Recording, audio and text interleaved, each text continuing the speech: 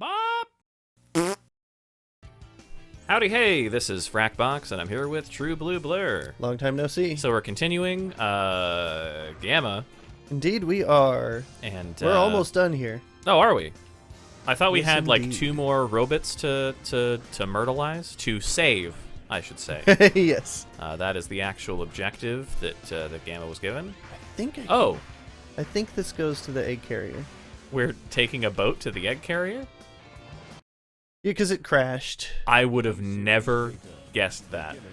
I would have never guessed to get on the boat as a giant robot. The boat is just one of 2 different ways to get here. There's 2? Yeah, there's that one. There's also a little raft in the Mystic Ruins, which I probably also could have taken. Oh. Huh. But it's literally just because the egg carrier crashed into the ocean, so now it's accessible as a explorable area. Oh, okay. So this is after the PNG image. Yes. Or after it's the before that, but yeah. Oh, okay. So so this is before, like Sonic and Knuckles and all them crew take it down, basically, or is this after? This is after that. This Okay. is. So this is after like the final chaos I really fight. gotta remind myself. Yes, yeah. This is after the chaos fight. The ship has gone down, and we have seen that image of the explosion. Okay. Yeah. The Because he doesn't switch sides until after the ship goes down. Oh. Like, it's as he's escaping down to the surface. Where did I need to go again? I got so distracted. I don't know. Let's go in here. Because I like how he literally escaped the ship, and then he's like, I need to get back on the ship. I'm trying to think there's another like piece of media that's something like that. Yeah. For some reason, my mind is going to like, I'm gonna steal the Declaration of Independence, and that's not correct at all. Oh man. But that's the only thing that came to mind. But What's do in you remember here? when that movie came out? Oh gosh. Nick Cage, whatever. I don't remember when it was. I do like it. It's I a don't very even- silly, fun movie. I don't even remember what it's called. I just Oh, National Treasure. oh, National Treasure. Okay. Yeah. I'm gonna steal the Declaration of Independence. Just like It's such an absurd concept. That's why I like it so much. yeah, I remember watching it like once. Oh hey, I don't know. I'll like take that. Oh. A new. I got a weapon. shiny new gun. Blaster. Its blast damages enemies in a wide pattern. I Multi-shot. got a shotgun. Watch out, that robot has a shotgun. Indeed, you do. The scientists at CERN create a robot with a shotgun. You've seen like the conspiracy theories on Twitter, right? Of like CERN is gonna open up a portal to the Oh jeez. to some dimension or whatever, and like mess with us all. Like it's because they're like Here we go. because CERN makes the Hadron Collider or whatever, supposedly. Is it CERN that does the Hadron Collider? I don't know. I have no idea. You know what's funny is you've heard the concept, the God particle, right? For the yes. for the Higgs boson, right? I have heard that. Yeah. So do you know the reason why it's called the God particle? no. So it's actually really funny, kind of. So it's not called the God particle for any sort of religious reason or any sort of like oh, this is like the key to everything sort of thing, right? Okay. It's called the God particle because it was so hard to find. They originally called it the goddamn particle. Really? That's hysterical. And then like they couldn't put that in a paper, so they shortened it to the God particle, and it angered like conservative Christians I'm sure it did. because they don't actually understand the science, and so they just assumed that like science was like, oh, we're explaining God or something. Oh jeez. So because yeah. they make a lot of assumptions, right? Yeah. So Yes, indeed. So it became known as the God particle for that reason, but it has nothing. Wow, that was weird. Yeah. So yeah, just science things, I There guess. we go. Can he go up a ladder? Well, I guess he is a. Yeah, he can. He is bipedal, so he should be able to go up a ladder. So that's, since we're taught on scientific subjects, If we ever run across, like, when we're exploring the stars, or if we explore the stars, I guess, in a responsible, safe way, and not in the current way we're doing it, if we discover the ruins of some sort of ancient civilization, right? We can probably infer how their bodies were shaped, if they were organic beings, by the things they leave behind. So, for example, if they had ladders, then we know that they're bipedal. Gotcha. Then we know that they have a shape that's somewhat close to us. So, just, you know. And would it be called anthropology at that point? I believe so. I think it would be like no, because anthro is more like human. So it'd be more like xenopology? Maybe. Astroxenopology? I don't know. What's my Greek or Latin I could roots? see that. I could see that being what they end up calling it. Astroxenopology? Yeah. For a field. I'm surprised that, Potentially. like, Mass Effect didn't, like, come up with some word for it. Because the Mass Effect lore is just, like, deep. So, and they have that whole codec. You'd think that, like, somebody in the Mass Effect universe... I really like Mass Effect, by the way. Somebody in the Mass Effect universe, especially because you're dealing with scientists a lot of the time, they would have, like, come up with some sort of field. Or do they just call themselves archaeologists? What do they call themselves? The funny thing is, I have no idea, because I'm aware of the series, but I've never played it. You've never played Mass Effect? No, because I'm very bad at that type of game. Oh, well, you can just turn it to easy, and Yeah. it is an RPG, but you can just turn it to easy and just, you know. You know, I actually went through Mass Effect. Oh, okay. Yeah. I actually went through Mass Effect. I played it on the hardest difficulty. Mass Effect 1, 2, and 3. Yeah. And I don't know if I've told this story on the channel, but I don't I got through Mass remember. Effect 1 and I got through Mass Effect 2. And then when I came to Mass Effect 3, all the DLC was out for it. So, Yeah. Spoilers for Mass Effect 3, the DLC. There's a point at which you play against... I've definitely told this on the channel before, but who cares? It's fine. So Go for it. There's a point at which you play against... one of the main bosses that you're fighting against is a clone of Shepard. A clone of the main character that you play. Yeah. Because in Mass Effect 2, spoilers for Mass Effect 2, you technically die. Like in the very beginning of the game. And then this company, Cerberus, resurrects you, basically. It's the Cerberus Project, for like, obvious reasons. Right. Or not, you know, it's the Lazarus Project. The company is Cerberus, but it's called the Lazarus Project. Because Lazarus is like a character from the Bible that, like, Jesus Right. resurrected, basically. Yeah. Supposedly. So, one of the kind of failed clones, not really, like, they were growing this other Shepard for parts, basically, but he or she ended up becoming, like, a real human clone. And then it starts wreaking havoc, basically trying to take over your life. Gotcha, yeah. It's super campy, and it's great. Yeah. I can see that. That whole DLC where that part is added is like a real, like, love letter to the fans. Because basically, as part of that DLC, you have like a party with all your shipmates. Yeah. And you like invite people to the party, and you try to make sure the party goes well. Nice. And it's just fun. It was really nice. It was really nice filler, basically. What? I fell off. I fell off the train. 1 second. Oh, are we timed? Yes. Oh my gosh. I didn't realize we were timed. I guess you said that in past Woo! episodes, but I have, yes. well, we only have 3 seconds. Where's the end? I'm getting there. Did we fail? I did, yeah. Oh, Is it so? I got more time. Oh. By hitting stuff. Hey, come on. Interesting.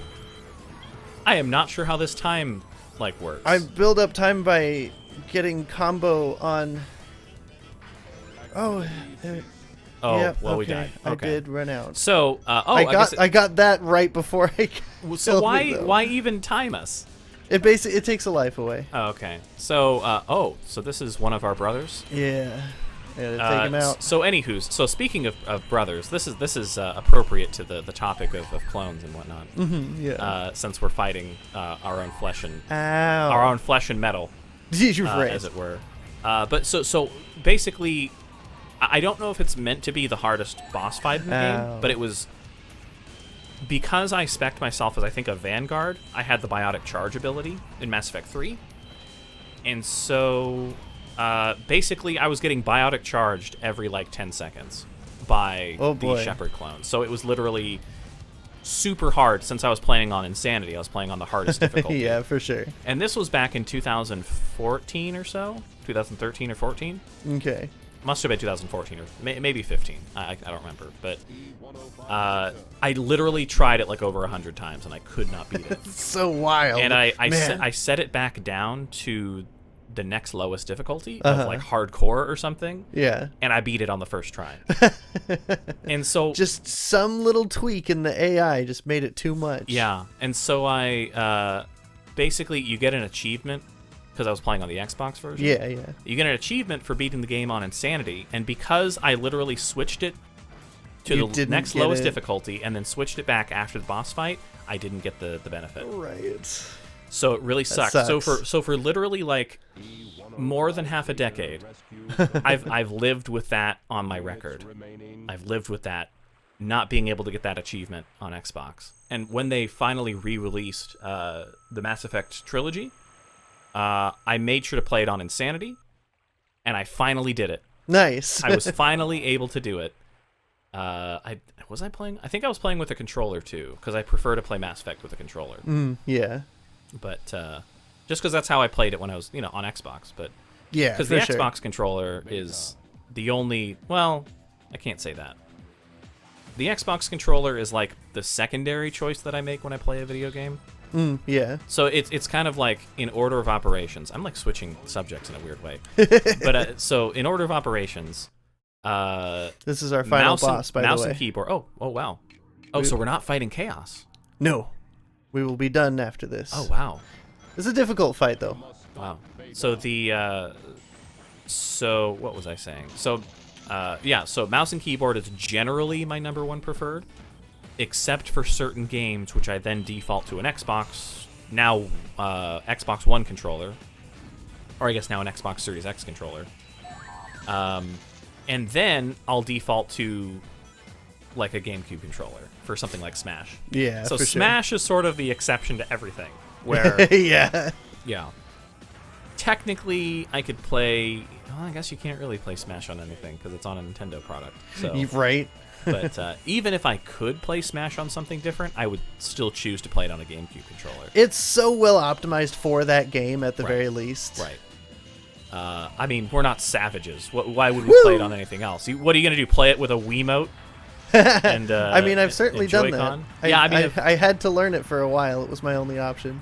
Yeah, I mean, I have Brawl up there. Yeah. Brawl is a lot of fun because it has is. the Subspace Emissary. Yeah, I enjoyed that myself. Yeah. Woo! I definitely. So you got him. So okay, that was not as bad as I was expecting. He's a tough boss. Honestly. Yeah, that was super quick. So of Smash Bros. So how would you rank your favorite Smash Bros. Games? Oh, that's difficult to do because I've played literally all of them. Mm-hmm. I have a real soft spot for the original on the N64.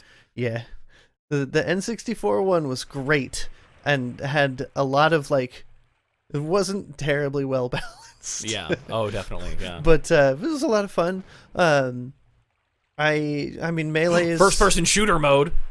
Oh my gosh. First-person get shot mode. Yeah. Melee is, of course, one of the super classics of the series. As a rabid Sonic fan, I loved him being added. So I've got a soft spot for Brawl as well. Ultimate definitely has better gameplay than Brawl by a very wide margin. Yeah. Don't forget about the Wii U version. Right. That one. It exists. It's such an in-between game. It is really. It's better than Brawl, but it's not as good as any of the others. Yeah, know? What's funny is when I worked at Xbox, we had a GameCube in the break room, and so that's where most of my Smash Brothers ability. Yeah. Wow, what's going on with this cutscene? He's coming full circle and losing his life. Oh, so wow, sunrise, sunset. And he just at that last second he realized, wait a second, that bird I just freed is my partner. And the other bird that I was trying to steal from Amy was my child. Oh, and that's why he rebelled, is because life finds a way. Indeed. Indeed. But, so Smash Bros. Yes. So when I worked for Xbox, we had a GameCube in the break room, so everybody went to the break room and played Smash Brothers on their right, of course. Yeah, so it was pretty competitive, actually. I'm not surprised. Somebody eventually donated a Wii.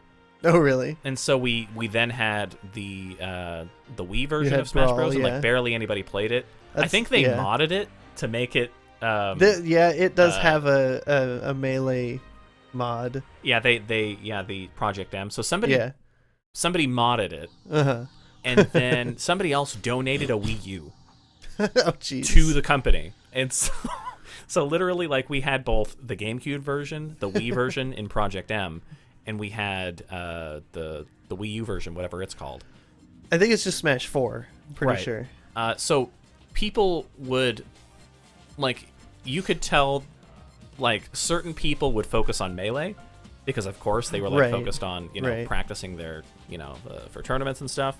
And then most other people played, like, the Wii U version just because it was more accessible. You could have more players, so, like, more people could actually play at once. Yeah, it did have the tournament stuff built right into it. Yeah. So people would bring their own controllers specifically to play on their breaks. And they would bring their 3DSs because you could link it with the with the Wii U version. I would have to say that of the Smash Bros, I would rank the Switch version is probably, and I want to preface this by saying, literally any version of Smash Bros, if you put it in front of me and said, "Hey, let's play," you'll go for it. Let's do it. Right. Like I will play any version of Smash Bros. That's true for me as well. I love any version of Smash Bros. But if I had to put them in a ranking, Ultimate definitely the most accessible, definitely the one that, like, if we're gonna play Smash, like, that's the one we default to. Melee. Definitely second. It's hard to go back to, especially since the attacks don't buffer. You have to do very specific inputs. You can't, like, with more modern versions of Smash, you can input your attack before you're finished with the previous one, so it'll buffer the attack, and that's a more modern feature that Melee does not have, which is why so many people are like, Melee feels so clunky. What's wrong? It's because it doesn't buffer your attacks. It does your attack when you put it in. Right. And so if you're in the middle of an animation, it just does nothing. Right. Yeah, exactly. So then after that, I'd probably have to say I have the most fond memories of the Wii version. Just because of Subspace Emissary and because that came out, I think, when I finished high school or roundabouts. Yeah, for sure. And then after that, the 64 version. And then the Wii U version. All right, yeah. So, but so that is my hot take. Oh, not really a hot take. Not really, no. Yeah. My ranking is kind of all jumbled. Like, I think I put Ultimate at the top as well. It's just so polished. Oh, yeah. It also has some balance issues, but only because there's 5 million characters. Oh my gosh. But, like, I really like Ultimate. And the vast majority of the rest of the titles sit at second place.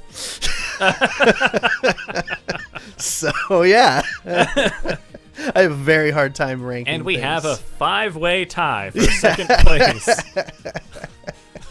I'm not good at this, okay? Everybody else gets a silver medal. You're lucky I picked a number 1. I'm not good at this. That's hilarious. And I mean, like, I have so many memories of all of the other versions. My cousin had an N64 and the original, and I played it endlessly. So I have hours upon hours upon hours sunken into the original one. Yeah, I have a lot of memories of the N64 one too. I think the only thing that brings it down for me is the controller. What's wrong with the N64 controller aside from, everything? The whole center of the controller, which is the only part you use. If you're holding an N64 controller correctly, you have your right hand on the right half and your left hand on the middle.